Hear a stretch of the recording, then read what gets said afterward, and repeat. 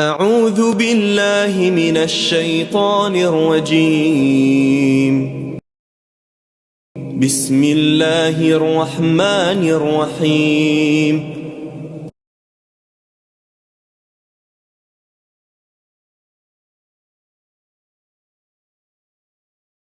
بسم اللہ الرحمن الرحیم الحمدللہ رب العالمین الرحمن الرحیم مالک یوم الدین ایاک نعبد و ایاک نستعین اہدنا الصراط المستقیم صراط الذین انعمت علیہم غیر المغضوب علیہم ولا الضالین آمین رب اشرح لی صدری ویسر لی امری واحلل عقدۃ من لسانی یفقہوا قولی واجعل لی وزیرا من اہلی آمین یا رب العالمین۔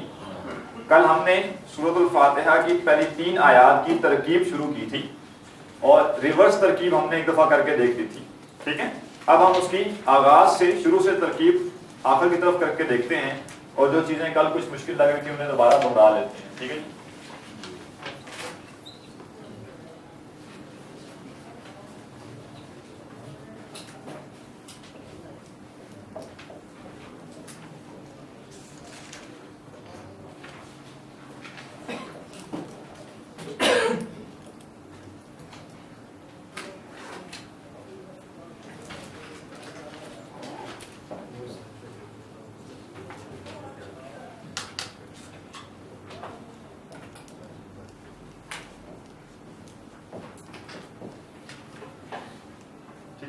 یہ یعنی کہ پوری 3 آیات ہیں۔ چلیں یہاں سے شروع کرتے ہیں۔ الحمد جو ہے وہ رفع میں ہے اور جملہ اسمیہ میں عام طور پہ شروع میں جو اسم آتا ہے وہ رفع میں ہو اور معرفہ بھی ہو تو کیا ہوگا؟ مبتدا ہوگا، ٹھیک ہے۔ ہم اسے مبتدا قرار دیتے ہیں۔ لام حرف جار، لفظ اللہ مجرور، ابھی لکھیے گا نہیں، آخر میں لکھیے گا، ٹھیک ہے۔ لفظ رب پہ جب آپ آئیں گے تو کیا قرار دیں گے اسے؟ ہم نے کل شروع میں سمجھا تھا کہ سب سے پہلے تو یہ طے کرنا ضروری ہے کہ کوئی لفظ اسم ہے، فعل ہے یا حرف ہے، ٹھیک ہے۔ اسم ہے، فعل ہے یا حرف ہے۔ بالفرض حرف ہوگا تو کیا طے کرنا پڑے گا؟ پھر اگلا سوال کیا پیدا ہوگا؟ جی یعنی دیکھیں میں نے کہا کہ ترکیب کے سمجھنے اصول ہیں کہ لکھنے کی ضرورت نہیں ویسے ہی۔ نمبر 1، لفظ کی پہچان کہ جی الحمد جو ہے یہ اسم ہے، فعل ہے یا حرف ہے؟ سب سے پہلے یہ پہچانا ضروری ہے نا۔ اس سوال کے جواب میں بالفرض آپ کو لگا کہ جی یہ حرف ہے، اب اگلا کام کیا کرنا ہے؟ کون سا جی کون سا حرف ہے؟ کوئی عمل کرنے والا یا نہیں عمل کرنے والا، ٹھیک ہے۔ اس لیے کہ عمل کرنے والا تو جملے پہ کوئی اثر ڈالے گا، نہیں کرنے والا جملے پہ اثر نہیں ڈالے گا، ٹھیک ہے۔ بالفرض یہ حرف نہیں ہے، کیا اگر حرف ہے تو ہم دیکھیں گے رفع میں، نصب میں، جر میں؟ حرف کی رفع نصب جر ہوتی نہیں، ٹھیک ہے، زیادہ یہ مسئلہ ختم۔ آپ کو لگا نہیں یہ حرف نہیں ہے، کیا ہے؟ فعل ہے، ٹھیک ہے۔ کیا ہے؟ فعل ہے، تو کیا دیکھیں گے اس کے بعد؟ فاعل مفعول۔ پہلے یہ دیکھنا پڑے گا یہ معروف ہے یا مجہول ہے؟ کیا ہے؟ معروف ہے یا مجہول ہے؟ کیوں؟ اس سے آگے ہمیں دیکھنے کے لیے ضروری ہونا چاہیے کہ یہیں سے تو بڑا مسئلہ پیدا ہو جاتا ہے نا کہ معروف ہے کہ مجہول ہے، ٹھیک ہے۔ معروف ہوگا تو فاعل بنے گا آگے اور مجہول ہوگا تو اس کے اندر جو شے ہے وہ نائب الفاعل ہوگی، ٹھیک ہے۔ اچھا اس کے بعد کیا دیکھنا ہے؟ یعنی فعل ہوگا تو سب سے پہلے آپ نے دیکھ لیا معروف و مجہول، ٹھیک ہے۔ نمبر 2، ماضی یا مضارع۔ نمبر 3، اگر ماضی ہے تو ماضی مبنی ہوتا ہے۔ ماضی کیا ہوتا ہے؟ فعل ماضی مبنی، وہ نہیں بدلتا۔ اور اگر فعل مضارع ہے تو کیا نمبر 3 چیز دیکھیں گے؟ جی رفع، نصب یا جزم، ٹھیک ہے۔ تو اس سے ہمیں چیزیں سمجھ آنی شروع ہو جائیں گی کہ یہ ایسے کیوں ہے، ٹھیک ہے۔ فعل جو ہے یہ جزم میں کیوں چلا گیا، نصب میں کیوں چلا گیا، ٹھیک ہے۔ اور اگر فعل نہیں ہے اور کیا ہے اس میں، تو نمبر 1 چیز کیا دیکھیں گے؟ حالت۔ جی جزم دی آپ نے آج آخری بات نہیں ہے، ٹھیک ہے۔ نمبر 1 کیا ہے؟ حالت. آپ دیکھیں گے یہ رفع میں ہے, نصب میں ہے یا جر میں ہے. ٹھیک ہے. نمبر دو,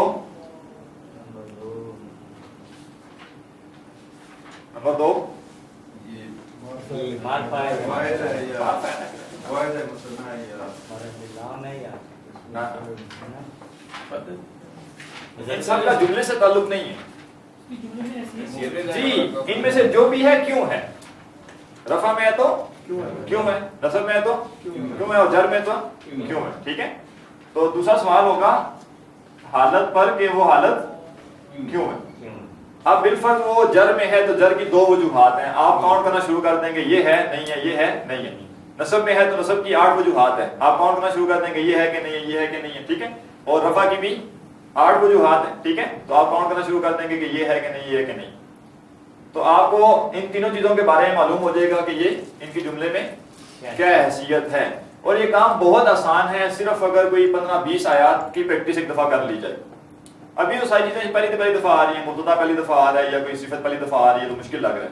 جب یہ ریپیٹڈلی آنا شروع ہو جائیں گی تو یہ چیزیں ساری سمجھ آ جائیں گی آسانی سے. ٹھیک ہے. لہٰذا اب ہم نے دیکھا کہ لفظ رب جو ہے یہ کیا ہے, اسم ہے نا.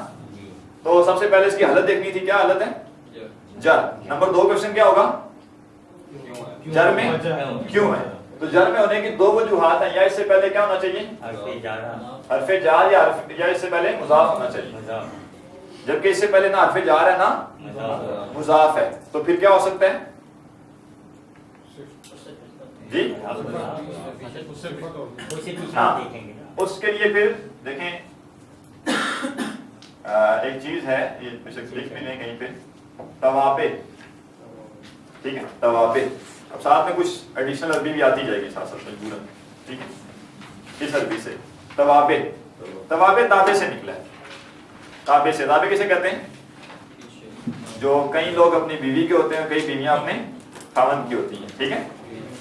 تو توابع. ٹھیک ہے, یاد رہے گا.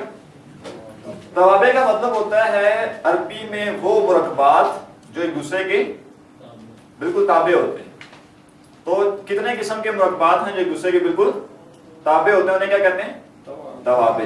اس میں سب سے پہلے تو آپ نے پڑھا ہوگا صفت اور موصوف. اس میں سے کون سی شے تابع ہوتی ہے, صفت. یہ چاروں لحاظ سے کیا ہے, تابع. نمبر 1. نمبر 2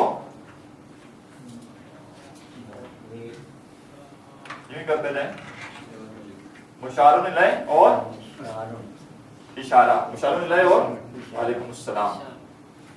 جی آج وارننگ پہ چل رہا ہے کام. سر میں تو وہاں کی جگہ ہے. نہیں ابراز صاحب کو بتانا ہوگا. اچھا, لیٹ آ سکتے ہیں, لیٹ آنے میں ایشو نہیں ہے. نہیں ابھی تو کوئی مسئلہ نہیں ہے, آج وارننگ چل رہی ہے پہلے دن. ٹھیک ہے.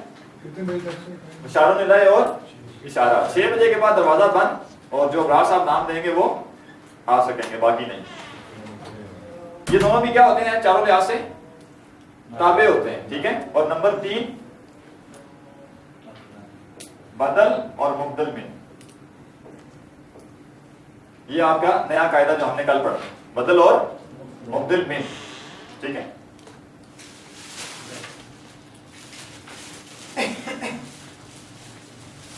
مبدل ہے دال سے زیر ہے.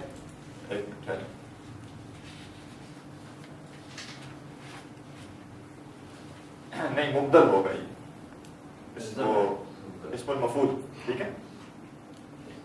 یہ سارے کیا ہیں, توابع. اب سوال پیدا ہوتا ہے پھر ہمیں کیسے پتا چلے گا کہ جو شے اس کے تابع آ گئی ہے وہ اس کی صفت بن رہی ہے, وہ اس کا بدل بن رہا ہے, یا وہ اس کا اشارہ ہے. اشارہ الیہ. اشارے کا تو پتہ لگا. 2 اسما آگے دیکھیں. یہ نمبر 1 اسم ہے, نمبر 2 اسم. ٹھیک ہے. نمبر 1 اسم جو ہے رفع میں ہے, نمبر 2 اسم بھی رفع میں ہے. یہ بھی معرف ہے, یہ بھی معرف ہے, یہ بھی واحد ہے, یہ بھی واحد ہے, اور یہ بھی مؤنث ہے, یہ بھی مؤنث ہے. اب کیسے پتا چلے گا کہ یہ نمبر 2 جو تابع ہو گیا یہ صفت ہے اس کی, یا یہ اس کا مشار الیہ ہے, یا یہ اس کا بدل ہے. مسئلہ پیدا ہو گیا نا, جواب سارے ہی جی. لیکن مسئلہ تو نمبر 1 اور نمبر 2 میں ہوگا. جی نمبر 2 اس سے آؤٹ ہو گیا. اس کی وجہ کیا ہے, مشار الیہ تب ہوگا جب پیچھے اشارہ ہونا. مشار الیہ تو اشارے کے ساتھ آتا ہے. واضح بات. لہذا نمبر 2 ہو گیا. اب کتنی پاسبلٹیز بچ گئی؟ 2. یا یہ صفت ہو سکتی ہے یا یہ کیا ہو سکتا ہے؟ بدل ہو سکتا ہے. ٹھیک ہے. لہذا اب لفظ رب جر میں آ رہا ہے تو یہ کیا ہے؟ تابع ہے. اگر اس سے پیچھے مضاف بھی نہیں ہے اور اس سے پیچھے حرف جار بھی نہیں ہے تو یہ کیا ہے؟ کسی کے تابع آ رہا ہے. اس کے اوپر یہ جو حرکت آئی ہے اس کی وجہ سے نہیں ہے بلکہ یہ کسی کا تابع ہے. حرکت اس کی کسی نے بدلی ہے. ٹھیک ہے. تو یہ تابع کس کے ہو گیا؟ لفظ اللہ کے. ٹھیک ہے. اور لام کیا ہے؟ لام اصل میں اس کو جر دے رہا ہے. اس لفظ رب پہ جو جر ہے وہ کس وجہ سے ہے؟ لام کی وجہ سے یا لفظ اللہ کی وجہ سے؟ لفظ اللہ کی وجہ سے. کیوں؟ وہ اس کا جو بھی بدل یعنی تابع ہے. ٹھیک ہے. اب یہاں 2 پاسبلٹیز بن گئی کہ لفظ رب کو آپ کیا کہیں گے؟ بدل بھی کہہ سکتے ہیں اور لفظ رب کو آپ صفت بھی کہہ سکتے ہیں. بدل بھی کہہ سکتے ہیں اور صفت بھی کہہ سکتے ہیں. اب پہلا سوال پیدا ہوتا ہے کہ بدل اور صفت میں سے اب ہم کیسے طے کریں گے کہ کون سا ہونا چاہیے؟ صفت کے موصوف کہیں گے. جی موصوف پہلے آتا ہے نا, لفظ رب کی بات ہوتی ہے. ٹھیک ہے. ٹھیک ہے. اس کو ہم اب صفت کہیں یا ہم اس کو بدل کہیں, یہ کیسے طے ہوگا؟ دیکھیں ترکیب ساری میتھمیٹکس ہے. عربی کی جتنی بھی ترکیب ہے یہ کیا ہے؟ میتھمیٹکس ہے. کہ جب رول کے مطابق 2 چیزیں برابر ہوگی تو پھر کیا کر سکتے ہیں؟ یہ بھی نہیں کر سکتے. ٹھیک ہے. تو لہذا اب یہاں پہ اب آپ کو وہ سینس ڈیولپ کرنا ہوگا یا آپ کو دیکھنا کلام دیکھنا ہوگا کہ کیسے مفہوم کیسے بہتر ادا ہو سکتا ہے. اگر صفت کا ترجمہ کیا جائے تو مسئلہ یہ ہوتا ہے کہ اردو میں صفت کا ترجمہ پہلے اور موصوف کا بعد میں ہوتا ہے. ٹھیک ہے. مثلا نیک آدمی, نیک پہلے آدمی بعد میں. جبکہ بدل کا ترجمہ بعد میں ہوتا ہے. آدمی جو نیک ہے, آدمی جو نیک ہے. فرض سمجھ آ گئی؟ صفت کا ترجمہ کریں گے تو ہوگا نیک آدمی اور بدل کا کریں گے تو آدمی جو نیک ہے. ٹھیک ہے. تو اس سے یہ ہے کہ اردو میں ایک انداز اگر صفات ایک سے زیادہ آ جائیں تو بہتر انداز کیا ہوتا ہے کہ ہم اسے کیا بنائیں؟ بدل. ٹھیک ہے. اور اگر صفت ایک ہی ہو تو پھر دونوں ہی ایک جیسی بات ہے. دیکھیں یہ کہنا بڑا مشکل کام ہوتا ہے کہ لمبا خوبصورت اور ذہین اور یہ اور وہ آخر میں جا کے موصوف آ رہا ہے. ٹھیک ہے. یعنی آپ صفات ہی بولے جا رہے ہیں, کسی کی 10 صفات بیان کرنی ہے بالفرض. ٹھیک ہے. تو آپ 10 وہ چیزیں بولے جا رہے ہیں, آخر میں جا کے اس کا نام لے رہے ہیں. اس سے بہتر کیا کہ اس کا نام پہلے آ جائے جملے میں اردو میں جو بول رہے ہیں اور آگے اس کی بدل کے طور پہ وہ چیزیں بیان کر دیں. ٹھیک ہے. بدل کے طور پہ وہ چیزیں بیان کر دیں. ٹھیک ہے. لہذا یہاں یہ دونوں بن سکتے ہیں گرامر کے لحاظ سے. اسی لیے ترجمے میں جو اختلاف آتا ہے وہ کیوں آتا ہے؟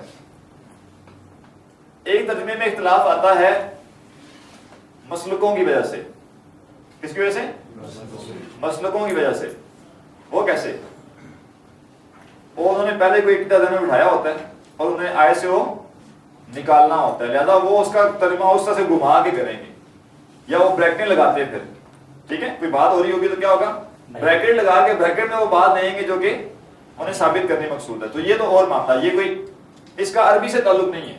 واضح بات, اس کا عربی سے تعلق نہیں ہے. وہ اختلاف ترجمے کا جو عربی کی وجہ سے ہوتا ہے اس کی وجہ سمجھ آ گئی آپ کو کہ کلام بعض کا ایک زیادہ دفعہ اس کو سمجھا جا سکتا ہے یا اس کے ایک زیادہ معنی ہو سکتے ہیں. ٹھیک ہے. تو یہ وہ والا اختلاف ہے جو کہ کیا ہے, اس کا کسی مسئلہ کے عقیدے سے تعلق نہیں ہے. ٹھیک ہے. اس کا اس کلام کی وسعت سے ہے کہ اس بات کے یہ 2 مفہوم ہو سکتے ہیں. ٹھیک ہے. آگے جا کے اس طرح کی مثالیں اور بھی کئی آئیں گی. خیر ہم اب یہاں پہ اس کو جو ہے وہ بدل بنا رہے ہیں. کیا بنا رہے ہیں؟ بدل. کیونکہ ایک صفت نہیں, آگے اور بھی بہت سی صفات ہیں. ٹھیک ہے. تو بجائے یہ ہم کہیں کہ جی کل حمد بدلے کے دن کے مالک رحمان رحیم رب العالمین اللہ کے لیے ہیں. زیادہ بہتر ترجمہ کیا ہے؟ کل ہم اللہ کے لیے جو رب العالمین ہے, جو رحمان ہے, جو رحیم ہے, جو بدلے کے دن کا مالک ہے. فرق سمجھ آ گیا بدل اور صفت کا؟ ویسے جب ہم نے یہ مرکب تصریف پڑھا تھا تو ایک تو اس میں یہ دیکھا تھا کہ الٹی ترکیب ہوتی ہے, یعنی ولد صالح ہوتا ہے. اور دوسرا نے یہ بھی یعنی مثالوں میں دیکھا تھا کہ 2 اگر صفات آ رہی ہیں تو بعد میں نہیں آئیں گی, یعنی ولد صالح و جمیل. ٹھیک ہے. تو ابھی بھی 2 کے بجائے 4 صفات آ رہی ہیں, تو اس پہ ہمیں کیا چیز روک رہی ہے کہ اس کو ہم موصوف اور صفت والا قاعدہ نہ لگائیں؟ کوئی چیز نہیں, لاجیکلی کوئی چیز نہیں روک رہی. چیز ہے وہ کلام کی سلاست ہے. عربی میں تو موصوف پہلے ہی ہے, تو آپ صفت اتنی مرضی لگاتے جائیں آگے. اردو میں کیا ہے؟ صفت پہلے ہے. تو بجائے 4 صفات ذکر کر کے موصوف کا نام لینے کے بہتر طریقہ کہ موصوف کا نام پہلے آئے. اور لیکن اس کا ترکیب سے تو یعنی عربی سے تو کوئی تعلق ہو, تو ہم نے اپنے یعنی چونکہ ہم اردو میں ایسے بولتے ہیں, ہو سکتا ہے فارسی میں الٹا ہو. ہم نے یہاں گرامر کے لحاظ سے تو یہ سمجھ لیا کہ دونوں آپشن ایکولی پاسبل ہیں. اب اس میں سے جو چوز کرنا ہے وہ گرامر پہ نہیں چوز کرنا. ہم یہ نہیں کہہ رہے کہ ہم ایک گرامر کی بنیاد پہ چوز کر رہے ہیں. کس کی بنیاد پہ چوز کر رہے ہیں؟ جو زبان کی سلاست کے لحاظ سے بہتر ہے. گرامر کے لحاظ سے دونوں ایکولی پاسبل ہے. اور اس کا چوز کرنے کا مطلب نہیں کہ ہم نے یہ چوز کر لیا دوسرا غلط ہو گیا. بات سمجھ آ گئی؟ دونوں بیک وقت ٹھیک ہیں. کسی کو اگر لگے کہ زبان کی سلاست اس میں زیادہ ہے تو وہ کیا کرے گا؟ اس کے مطابق بولے گا. وارننگ ہے جی, آج لاسٹ, بغیر اجازت لیٹ آنا کل سے الاؤ نہیں. ٹھیک ہے, واضح بات ہی.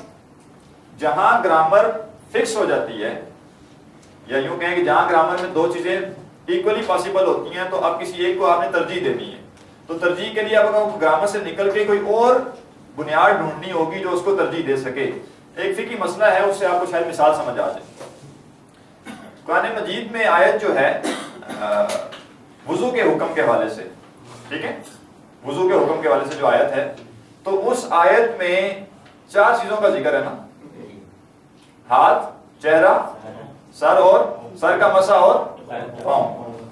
اب وہ آیت کو اس طرح سے ہے کہ مسے کے بعد سر اور پاؤں کا ذکر ہے. مسے کے بعد سر اور پاؤں کا ذکر ہے. اب جو پاؤں ہے, یوں کہیں کہ 2 فعل ہیں. ایک فعل آتا ہے غسل. میں آسانی کے لیے وہ عبارت نہیں لکھتا, ٹھیک ہے, وہ پھر لمبا چکر ہو جائے گا.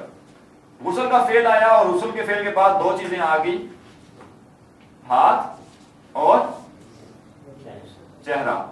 اس کے بعد ایک دوسرا فعل آیا مسا, اور اس کے بعد 2 مفعول آ گئے, سر اور پاؤں. اب یہاں گرامر کا معاملہ یہ ہے کہ اس کے اوپر سب کا اتفاق ہے کہ یہ مسا کا مفعول ہے. یہ کس کا ہے؟ مسا کا مفعول ہے. ان کے بارے میں بھی سب کا اتفاق ہے کہ یہ غسل کے مفعول ہے. اس کے بارے میں اختلاف یہ ہے کہ یہ مسا کا مفعول ہے یا یہ غسل کا مفعول ہے. واضح بات, یہ اختلاف ہے. اب یہ اختلاف آج میں آپ پہلے گرامر کی بیس پہ, گرامر کے لحاظ سے دونوں بن سکتے ہیں. گرامر کے لحاظ سے دونوں بن سکتے ہیں بالکل ایکولی, ٹھیک ہے. گرامر کے لحاظ سے کیا ہے, دونوں پاسبل ہے. اب آپ نے ایک لازمی یہی تو نہیں کرنا کہ آپ آدھے پاؤں کا مسا کریں یا ایک پاؤں کا مسا کریں, ایک پاؤں دھوئیں. آپ کو سولوشن تو نہیں نکالنا پڑے گا کہ یا تو یہ اس کے ساتھ ہے یا یہ اس کے ساتھ ہے. تو اب آپ کو ترجیح قائم کرنی ہے, ٹھیک ہے, کہ دونوں میں سے کس کو لیں گے. اب آپ کیا کریں گے, گرامر سے نکلیں گے اور گرامر سے نکلیں گے اور حدیث میں آ جائیں گے کہ اگر ایک چیز 2 لحاظ سے پاسبل ہو اور وہ کسی نے کی بھی ہو تو اسے دیکھیں گے اس نے کیسے کی ہے, اس نے دونوں میں سے کس کو لیا ہے. لہٰذا یہ اگر محض ایسے آج قرآن نازل ہو جاتا ہمارے پاس ایسے کتاب کے طور پہ یا ای میل کے طور پہ آ جاتا, پھر تو یہ ایشو اپنی جگہ ٹھیک تھا کہ یہ تو 2 پاسبلٹی بن گئی. لیکن یہ کلام نازل ہوا نبی صلی اللہ علیہ وسلم کے اوپر اور نبی صلی اللہ علیہ وسلم نے اس کے اوپر عمل کیا. لہذا ہم گرامر سے نکل کے جائیں گے حدیث میں اور ہم دیکھیں گے کہ نبی صلی اللہ علیہ وسلم نے اس میں سے کون سا معنی مراد لیا. اور کثرت کے ساتھ احادیث کیا بتاتی ہیں کہ آپ نے پاؤں کو غسل کے ساتھ جوڑا. لہذا اب یہاں جو ترجیح قائم ہوئی وہ گرامر سے نہیں ہوئی. تو یہ بھی ذہن میں رکھیں کہ گرامر ایک ٹول ہوتا ہے کسی لینگویج کو سمجھنے کا. گرامر ایک ٹول ہوتا ہے کسی لینگویج کو سمجھنے کا. تو جہاں 2 ایکول پاسبلٹیز ہو جائیں گی وہاں ہم کیا کریں گے, جہاں کلام میں 2 ایکول پاسبلٹیز ہوں گی وہاں کیا کریں گے, کوئی دوسرے بنیاد پہ جائیں گے. اس لیے کہ گرامر تو وہاں پہ یوں کہیں گے کہ یہاں پہ تو میچ ٹائی ہو گیا. جب میچ ٹائی ہوتا ہے تو کیا کیا جاتا ہے, کوئی اضافی اوور کھیلا جائے گا. اس لیے کہ اس اضافی اوور کے بغیر میچ کا فیصلہ نہیں ہو سکتا, ٹھیک ہے, اور وہ اضافی اوور میچ سے باہر ہوتا ہے. تو ایسے ہی معاملہ یہاں پہ بھی. اب سمجھ آ گئی. اگلا سوال یہ پتہ ہوتا ہے کہ آپ صلی اللہ علیہ وسلم نے بھی تو اس کا آخر پر کچھ بتایا ہوگا کہ بدل لینا کیسے لینی. بھائی وہ تو تب بتاتے جب ان کے سامنے اجمی لوگ ہوتے. واضح بات؟ تو عربی کلام ہے. اور یہ بھی ذہن میں رکھیں مسئلہ تب پیدا ہوتا ہے جب دونوں آپس میں ٹکرا رہے ہوتے ہیں. یہاں کیا تھا اس مثال میں؟ دونوں آپس میں ٹکرا رہے تھے کہ آپ یا پاؤں کو دھو سکتے ہیں یا پاؤں کا مسح کر سکتے ہیں. یہاں دو مفہوم آپس میں ٹکرا نہیں رہے. بات واضح؟ وہ آپس میں ٹکراؤ نہیں. تو جہاں کسی عبارت کے ایک سے زیادہ مفاہیم نکل سکتے ہوں اور آپس میں ٹکراتے نہ ہوں تو یہ کلام کی وسعت شمار ہوتی ہے کہ اس نے ایک ایسی بات کہی ہے جس نے کئی چیزوں کا احاطہ کر لیا. جسے کہتے ہیں جامع کلام, الفاظ کم اور معنی زیادہ ہیں. ٹھیک ہے, تو لہٰذا یہاں کوئی ایشو نہیں ہے. اگلا مسئلہ یہ بھی ہے کہ صفت کو صفت کہنا مناسب ہے. آگے چلیں, آگے چلیں جی, آگے چلیں. اچھا اب یہ کیا ہوا بدل. جب آپ پڑھیں گے نا یہ گرامیٹیکل جو تفاسیر کی گئی ہوتی ہیں, تشریح کی گئی ہوتی ہے, تو وہاں بڑا فریکوینٹلی آپ دیکھیں گے بدل او صفت. کیا لکھا ہوگا؟ بدل او صفت. کیا مطلب؟ پھر دونوں ہو سکتے ہیں, کوئی مسئلہ نہیں. ٹھیک ہے. اچھا اب جب اس کو بدل بنا دیا تو کیا کریں گے اس کو؟ اب یہ مجرور نہیں کہیں گے بلکہ مبدل من کہیں گے. ٹھیک ہے. اور العالمین کیا ہے؟ اچھا سبب لفظ رب بدل تو ہو گیا, ہمیں اس کی حرکت تو سمجھ آ گئی, اعراب تو سمجھ آ گیا, لیکن یہ صرف بدل تو نہیں ہے نا. وجہ صرف بدل کیوں نہیں ہے, کوئی اور بھی ہے ساتھ. اس لیے کہ یہ الف لام بھی نہیں آ رہا اور تنوین بھی نہیں آ رہی. اگر ہوتا الحمدللہ رب تو بات ختم ہو گئی تھی. واضح واضح. لیکن یہ چونکہ نہ تنوین ہے نہ الف لام ہوا تو یہ پتہ کیا چلا کہ یہ ساتھ میں کیا ہے؟ مضاف ہے. تو مضاف ہے تو کیا کریں گے؟ بدل کو روکیں گے اور کیا بنائیں گے اس کو؟ مضاف. اب جب یہ مضاف ہے تو یہ کیا ہوا؟ مضاف الیہ.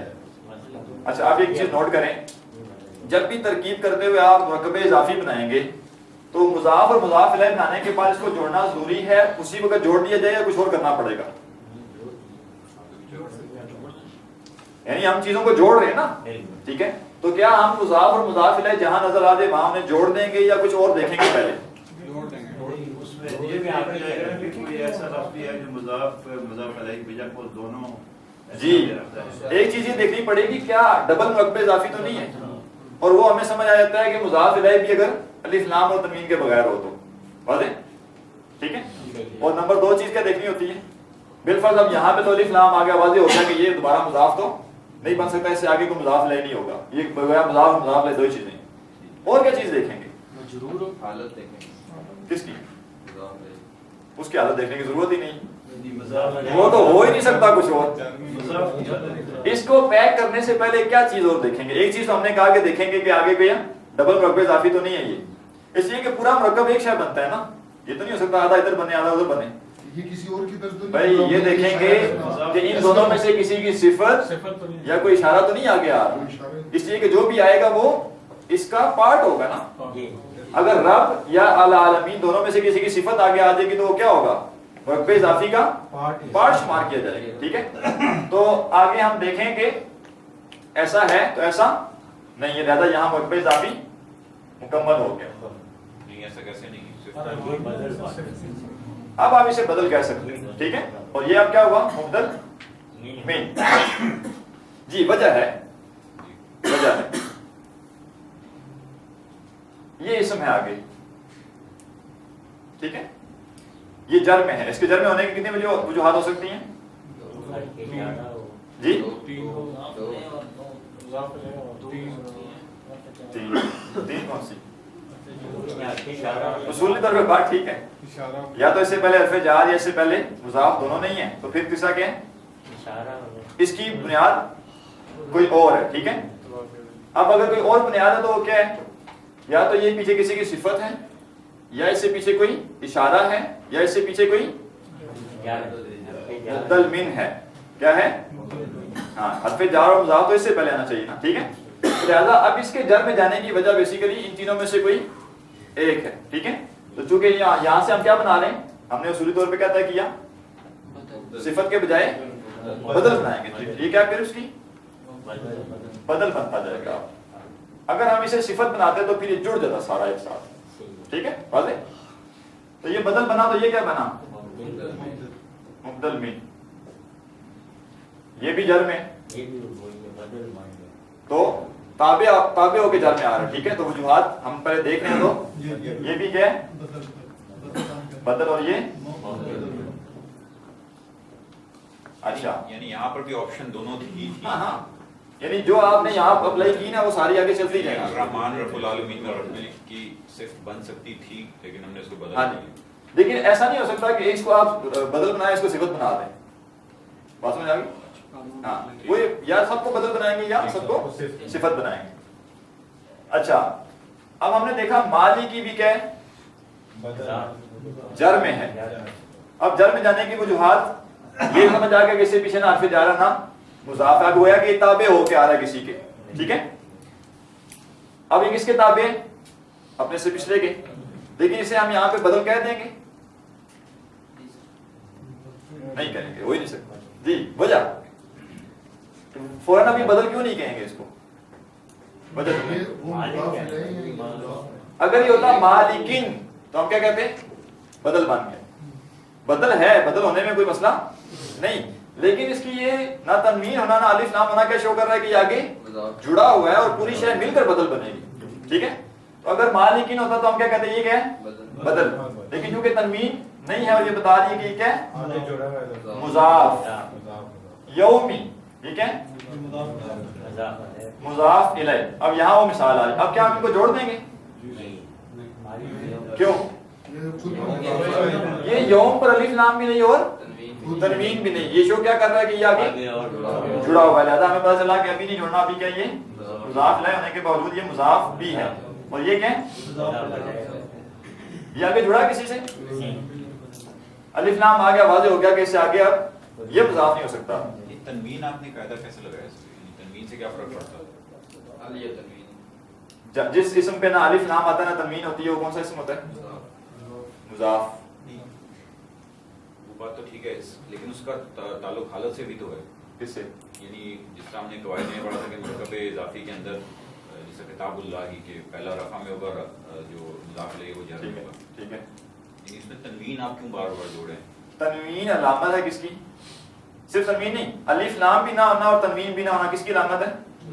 مضاف کی. کس کی؟ وہ ہے الف لام یا تنوین ہونا اسم کی علامت. یہ ہے نہ الف لام ہونا کسی اسم پر اور نہ اس پر تنوین ہونا. یہ کس کی علامت ہے؟ مضاف کی. یعنی کسی اسم پر جس پر تنوین آتی ہے, تنوین اڑنے کی ایک وجہ ہو سکتی ہے الف لام, اور وجہ کوئی ہو ہی نہیں سکتی. کسی بھی اسم پر مثلا دیکھیں یومن ہے نا, یومن کیا ہے تنوین والا اسم ہے. اس کی تنوین اڑانے کے لیے آپ کے پاس ایک طریقہ ہے کہ آپ اس کے اوپر الف لام لگائیں تو یہ کیا بن جائے گا الیوم. اگر الف لام نہیں لگا اور آپ پڑھ رہے ہیں کہ یوم لکھا ہوا ہے تو اس کا کیا مطلب ہے؟ تنوین اڑانے والی دوسری شے کیا ہے؟ مضاف ہونا. تنوین اڑانے والی دوسری ہے مضاف ہونا. تو چونکہ اس پر تنوین نہیں آ رہی تو یہ شو کیا کر رہا ہے کہ کیا ہے مضاف. تو اتنی دفعہ آئے گا نا کہ آپ کہیں گے بھائی توبہ مضاف سے. یہ اتنا کلیئر ہو جائے گا آپ کو مرکب اضافی پڑھ کے, اس لیے کہ یہ ہر جملے میں آتا ہے. مرکب اضافی ہر جملے میں آتا ہے, یہ بالکل واضح ہو جائے گا. تو یہ علامات ہوتی ہیں جو بتاتی ہیں کہ یہ شے آگے جڑی ہوئی ہے کہ نہیں جڑی ہوئی. ٹھیک ہے, اب یہ کیا بنا ڈبل مرکب اضافی بن گیا. اب یہ پورا مرکب اضافی کیا ہے؟ بدل ہے. اور یہ کیا ہے مبدل بن. واضح. اب یہ بدل اور مبدل بن سارے مل کر کوئی ایک شے بنیں گے نا. یہ تو نہیں ہو سکتا کہ جس کا بدل ہے وہ کچھ اور ہے اور بدل کوئی اور شے بن رہا ہے, پھر بدل تو نہ ہوگا نا اس کا. واضح. تو لہذا پہلے مبدل بن سے لے کر آخری بدل تک یہ ساری چیزیں کیا ہیں کوئی ایک شے ہیں, اور یہ ساری کیا ہو رہے ہیں مجرور. ٹھیک ہے, اور جار اور مجرور کیا ہوا جی؟ جار اور مجرور جو ہے وہ اگر خبر نہ ہو تو اسے کہہ سکتے ہیں قائم مقام خبر. اگر جملے میں خبر موجود نہ ہو تو کیا کہیں گے قائم مقام خبر. یا خبر کو محذوف کر کے ہم کہیں گے کہ یہ متعلق خبر ہیں اور خبر کے محذوف ہے, دونوں صورتیں. تو ہم اسے اگر کہتے ہیں متعلق خبر تو اب ہمیں کیا کرنا ہے خبر کو محذوف ماننا ہے اور بتانا بھی ہے. صرف ماننا نہیں ہے بلکہ بتانا ہے. تو وہ بہت سمپل سا ہے کہ ثابت یا واجب. ٹھیک ہے, ثابت یا واجب, یہ خبر محذوف ہے. محذوف کے بارے میں یہ چیز نوٹ کریں, کیسے کل بھی بات ہوئی تھی, ہم اس کے پورے وہ فوائد پڑھیں گے. فوائد تو اگر نہیں اسے کہہ سکتے, یہ پڑھیں گے کہ قرآن مجید میں کتنی قسم کا حذف ہے, اس کے فوائد کیا ہوتے ہیں. ٹھیک ہے, تو کلام کی یہ خوبی ہوتی ہے کہ اس میں ضرورت سے کم الفاظ نہ ہوں, ضرورت سے کم الفاظ نہ ہوں, اس لیے کہ اگر ضرورت سے کم الفاظ بولے تو بات نہیں سمجھ آئے گی, اور ضرورت سے زائد الفاظ بھی نہ ہو. کیا ہو؟ ضرورت سے زائد الفاظ بھی نہ ہو. یہ دونوں کیا ہیں, کلام کی حسن میں شمار ہوتے ہیں. لہذا عربی میں بھی اور یہ اردو میں بھی. ٹھیک ہے, مثلا آپ پوچھتے ہیں کون, کیا پوچھتے ہیں؟ کون. اب جملہ کیا ہے؟ آپ کون ہیں یا کون آیا ہے, لیکن آپ کیا کہتے ہیں؟ کون. تو آپ آیا ہے گرا دیا, محذوف کر دیا, یا آپ کون ہیں میں آپ ختم, کیا کیا صرف کون. اس لیے کہ باقی کے بغیر بات پوری سمجھ آ رہی تھی, تو خام خواہ پورا جملہ بولنا کلام میں وہ یعنی کہیں گے عجیب سا لگتا ہے. ٹھیک ہے, ایسے ہی ہر زبان کا اسلوب ہے کہ جہاں پہ کوئی لفظ ضرورت نہ ہو, اس کے بغیر بات پوری سمجھ آ رہی ہو, تو اس کو گرا دیا جائے. ٹھیک ہے, تو یہ ہوگی جی خبر, جو کہ کیا ہے, محذوف, انڈرسٹوڈ یا انڈر بٹوین دی لائنز. اب ترجمہ ہوتا ہے ترکیب کے لحاظ سے, ترجمہ ہوتا ہے ترکیب کے لحاظ سے. مبتدا کا ترجمہ کریں, الحمد کا ترجمہ کریں, قل ہم. ٹھیک ہے, اور اگر عام شخص کو سمجھانا ہوگا تو کیا ترجمہ کریں گے؟ چلے ہمیں تو اب ہم کا مفہوم سمجھ آ رہا ہے, ہم کا ترجمہ نہیں کر رہے, عام بندے کو کیا سمجھائیں گے؟ اسے تو نہیں پتا ہم کیا ہے. کل تعریف کل شکر, کیا کہیں گے؟ کل تعریف کل شکر, عام بندے کو سمجھانے کے لیے. تعریف میں آپ نے کہا تھا منفی بھی آ جاتا ہے, عام بندے کو نہیں, میرا تعریف کے متبادل ستائش اگر کہا جائے, کتنے لوگوں کو یہ 27 سمجھ آ جائے گا؟ بات تو سمجھا کریں. میں یہی کہہ رہا ہوں کہ ہمیں تو بات سمجھ آ گئی, ہم تو ترجمہ ہی نہیں کریں گے. عام بندے کو جو سمجھائیں گے اس کو 27 کا نہیں پتا ہوتا. ٹھیک ہے, ہاں اگر کسی کو آتا ہے, کسی کو پتا ہے کہ 27 کیا ہوتا ہے 27 کہتے ہیں, کسی کو پتا ہے مدح کیا ہوتا ہے تو مدح کہتے ہیں, کسی کو پتا ہے ثنا کیا ہوتا ہے تو ثنا کہتے ہیں, کسی کو پتا ہے نعت کیا ہوتا ہے تو نعت کہتے ہیں. لیکن یہ سارے الفاظ عام زبان میں استعمال نہیں ہوتے. مستعمل جو لفظ ہے وہ تعریف ہے. ٹھیک ہے, اور ویسے عام لوگ تعریف کو نہیں سمجھتے کہ اس میں کوئی منفی بات ہوتی ہے. ٹھیک ہے, وہ اس کو مثبت ہی سمجھتے ہیں. ٹھیک ہے جی, ترجمہ ہوگا سب سے پہلے مبتدا کا کل حمد یا کل تعریف اور کل شکر. اس کے بعد متعلق خبر جو ہوتا ہے, اس کا ترجمہ بیچ میں بھی کیا جا سکتا ہے, اور اس کا ترجمہ آخر میں بھی کیا جا سکتا ہے. ٹھیک ہے, بیچ میں بھی ہو سکتا ہے اور آخر میں بھی. آپ کہہ سکتے ہیں کل حمد واجب ہے, اور آگے متعلق خبر کا ترجمہ. اور آپ یہ بھی کہہ سکتے ہیں کل حمد اللہ کے لیے جو تمام جہانوں کا رب یا تمام اقوام کا رب, تمام اقوام کا رب. ٹھیک ہے, یہ معلوم ہے نا فرق. کل حمد یا کل تعریف اور کل شکر اللہ کے لیے جو تمام اقوام کا رب یا تمام جہانوں کا رب ہے. اقوام یوز کیوں کر رہے ہیں آپ؟ اقوام یوز کیوں کر رہے ہیں؟ وہ تو آپ نے بتایا تھا کہ انسان جنوں فرشتے ہیں, وہ ساری باتیں. تو عالمین کا پھر ترجمہ کیا ہوگا؟ عالم نہیں ہے نا, عالم ہوتا تو پھر ہم کہتے ہیں تمام انسان, بس ایک عالم. ملٹیپل ہے نا, تو گروپس, ملٹیپل گروپس. ٹھیک ہے, تو اقوام بدعت میں. ٹھیک ہے, کل حمد یا کل تعریف اور کل شکر اللہ کے لیے, یہ لکھیں ایسے آپ. ٹھیک ہے, کل حمد اللہ کے لیے. بلکہ میں آپ کے ساتھ لکھواتا ہوں, کیا خیال ہے؟ جگہ کہاں رہے گی, اس کو مٹا دوں, میں اس کو بھی مٹا سکتا ہوں. چلیں, جو چیزیں کنفیوژن والی ہیں وہ میں لکھتا ہوں. ٹھیک ہے, اس کو یوں لکھیں, اس کو یوں لکھیں کل حمد. ٹھیک ہے, بریکٹ میں لکھ دیں کل تعریف اور کل شکر. ٹھیک ہے, تاکہ آپ کو معلوم ہو کہ یہ ہم اس کے لیے کر رہے ہیں. اصل ترجمہ وہ اس میں آ گیا. ٹھیک ہے. کل ہم یعنی بریکٹ میں کل تعریف اور کل شکر اللہ کے لیے جو تمام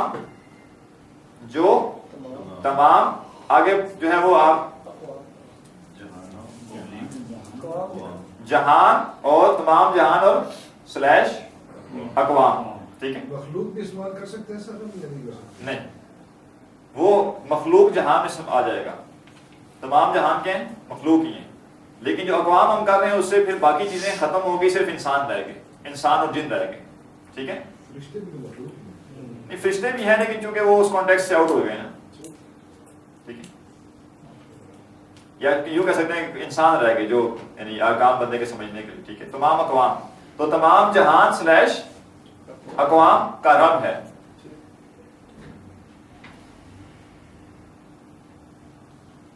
رحمان کا کیا ترجمہ کریں گے؟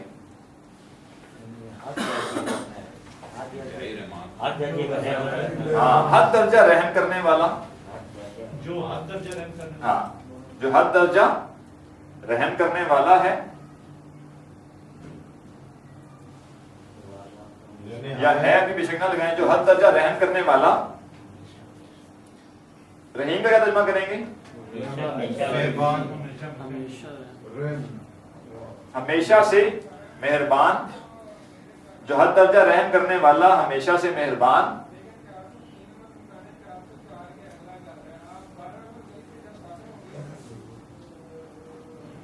رحیم کا کیا کریں گے؟ جی, ہمیشہ سے مہربان.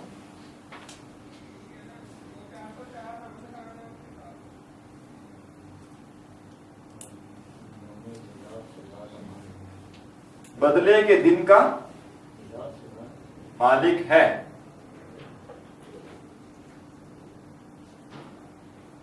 بدلے کے دن کا مالک ہے. آپ کہیں گے اتنا سا میں پڑھانا تھا تو سال کیوں لگوایا ہے. بات یہی بات ترکیب کے بارے میں پریشان نہیں ہونا انشاءاللہ. جیسے سورہ بقرہ کی 8-10 آیتیں ہوتی ہیں تو آپ, میں صرف لکھا کروں گا اور آپ فوراً بولا کریں گے مبتدا خبر. ٹھیک ہے انشاءاللہ. چلیں یہ بھی جی. آپ نے کہا تھا کہ پہلے سمجھنے آخر میں لکھیے گا. اچھا سوری, یاد کروا دیا کریں. میں وہاں لکھ دیتا ہوں. یہی لکھا کل بھی ویسے ہی تھا. جی, کل بھی یہی لکھا تھا. ہاں میں نے لکھا ہوا تو ہے آپ کے پاس, سیم ہے. ہم نے صرف اس کو انداز بٹھا دو, پھر لکھا ہوا ہے نا. ان کو کرنے دیں سر. چلیں لکھ لیں, لکھ لیں. ایک میں نا یاد رکھیں گے. صاحب رہے سارے نکلی ترکیب آسان وہ ہے. جاتی ہے. تصویر بنا لیتا ہوں, دے نہیں آپ کے لیے چاہے نشان سے ہمیشہ کنفیوز کرتے ہیں آپ. مشکل نہیں جی, ہو گیا پورا. پورا ہو گیا. یا میں تعریف کر رہے ہیں مثبت والی. ویسے تصویر کی ضرورت نہیں, اس لیے کہ ویڈیو ریکارڈنگ موجود ہے. وہ استاد صاحب مل جائے گی ہمیں. جی جی, اپلوڈ ہو رہی ہے ڈیلی بیسس پہ. کدھر ہو یہ آپ بھی آ جائیں گے.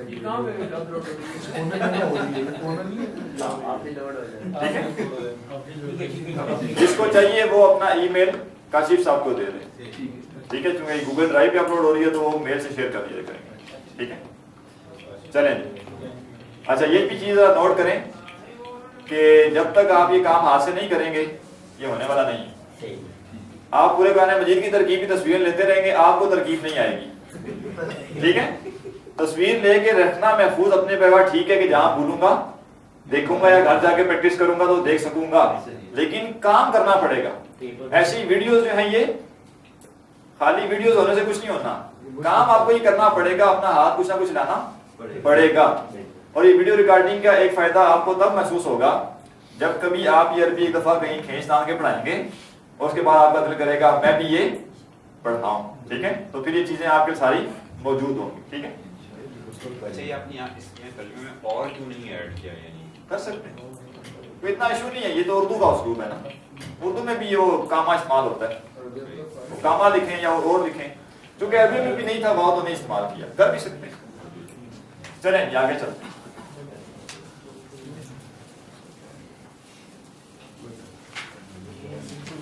آج تو گرمی نہیں لگ رہی نا, آج اسی ٹائم پہ چل گیا.